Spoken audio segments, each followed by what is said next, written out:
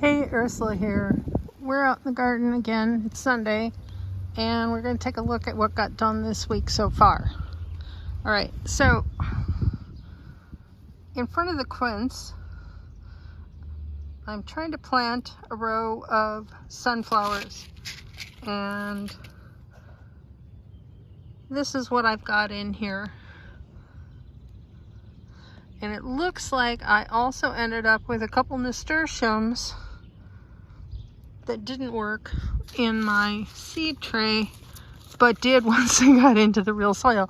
So that's going to look really nice with the nasturtiums. It looks like we've got 1, 2, 3 nasturtiums here, and those are the orange kind.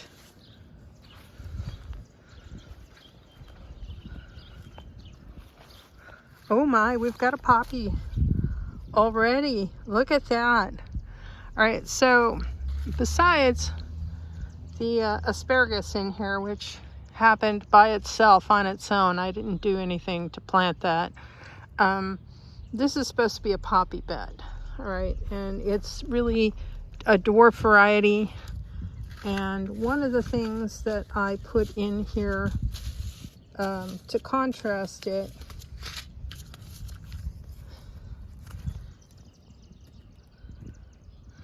is a couple of basil. There's one here and one over there. And the reason this one's offset and not in a row is because I have thyme on the corner. For some reason, thyme really likes this corner and this corner. So I'm gonna go with that. Apparently the climate is right for it. To also get some nice red in here, I planted beets, and I will tell you this, the foliage on this is something you should consider in your landscape because it's gorgeous. This one is called Bull's Blood Beets. It has a bright reddish burgundy foliage. That one over there is in its second year, so it's going to shoot up a stalk and go to seed. But that is pretty fantastic as far as a landscape element goes.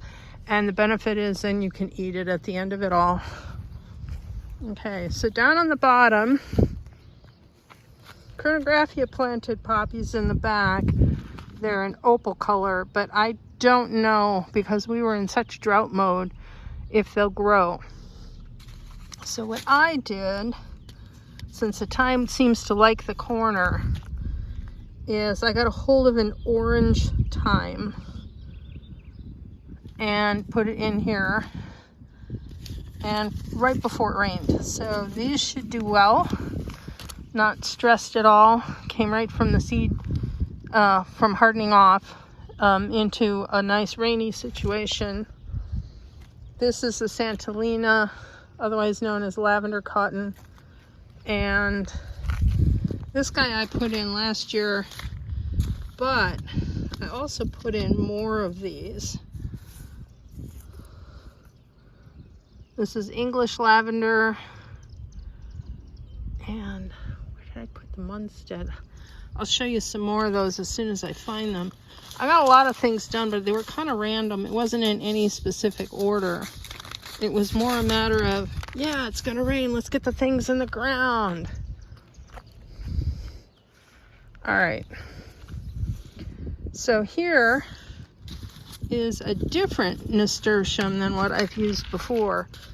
This one is called Black Velvet, and it should give a really wonderful color contrast. My goal is for reds, oranges, and purples in here. And that's where I'm going with this. All right.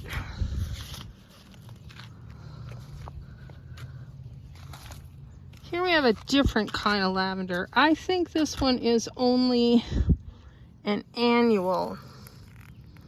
They call it a fern leaf, but I've grown it before and it was called Munstead. So I tend to use the terms interchangeably. And this one says it's a butterfly herb. And I may actually pinch the flower off so it gets bushier. And I have that next to an actual lavender. And that's starting to get buds too. And then of course, another fern leaf. And this in here is just a sedum. It's a ground cover. It's free range. It kind of does whatever it wants, not necessarily what I want it to. Sometimes I move it around. Sometimes I just mulch it or compost it. We're hoping that in the back that the poppies show up. They've been planted all through here in the back. And then again, another black velvet nasturtium. All right, so that's what I got done in the front. We have columbine in bloom right now. This is one I planted last year. Let's see if I can find the seed packet. There it is. It's supposed to be multi-hued, but it's white. So maybe when all of them bloom, it'll be yellow and pink and white, like the package suggests. Let's take a look at what else I got done this week, further up the garden. All right, a lot more weeding happened. The goldenrod has an amazing root system and is a real bear to get out of the ground, I will tell you that. I'm still sore. You can see I have more to do. The grass is all through the daffodils. My garden gnome is just hanging out here.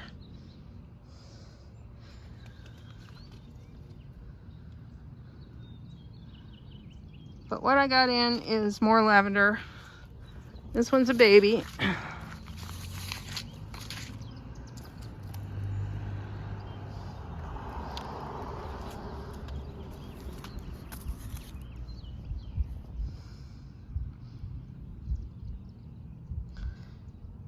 Again, I did a lot of lavender this year. I also, you never know what's actually going to come up. That's the thing. So you plant a lot of things and hope for the best. This year I'm going to have a lot of lavender, and I'm very happy about that. It's planted next to some summer savory, which honestly has been with me so many years. I don't know if it's summer savory or winter savory.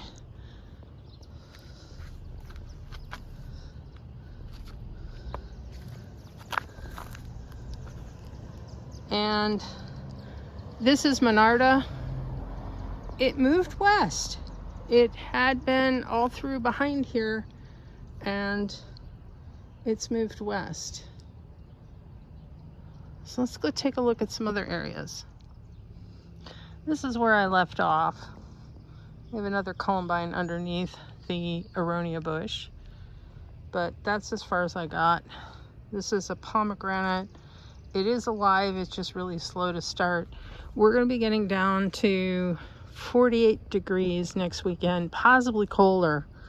So I'm hesitant to put too many of the summer plants out. Summer plants being tomatoes, squash, and eggplant.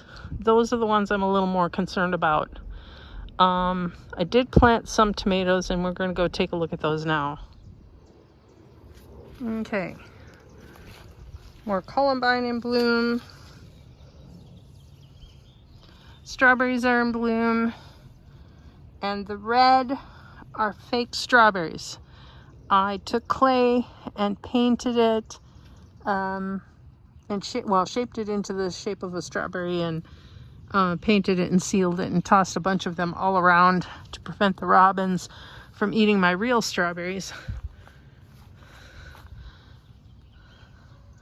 These are blueberries, or they will be once the bees pollinate the whole thing. Oh, yes. More columbine. These guys are quite stunning. A lot of these. All right. the giant fennel. And you can see I've been working back here. These are purple Cherokee heirloom tomatoes. No seed packet. I've been planting these for years. A friend sent me some seeds years ago, and we've just kept planting and planting them. I chopped down a grass patch to make mulch, and over here we have Boston pickling cucumbers. I think those came from the Alliance of Native Seed Keepers. Someone sent me a packet, and I got a couple. I think I have 2 more pots of them that I'll be adding to this fence line as soon as they get a little bigger. They're still a little bit small. You can see where I weeded, and you can see where I didn't. We did get a lot of rain today.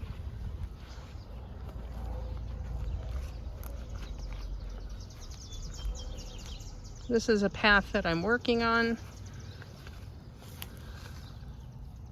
This Monarda is going to be red, bright red. And it decided to walk west as well. I am not sure why it does that, but it did. And so it's going to soon overtake my rhubarb patch here. And I'm not going to move it because it seems to be happy where it is. Look, there's a spittle bug. All right, so what I did put in here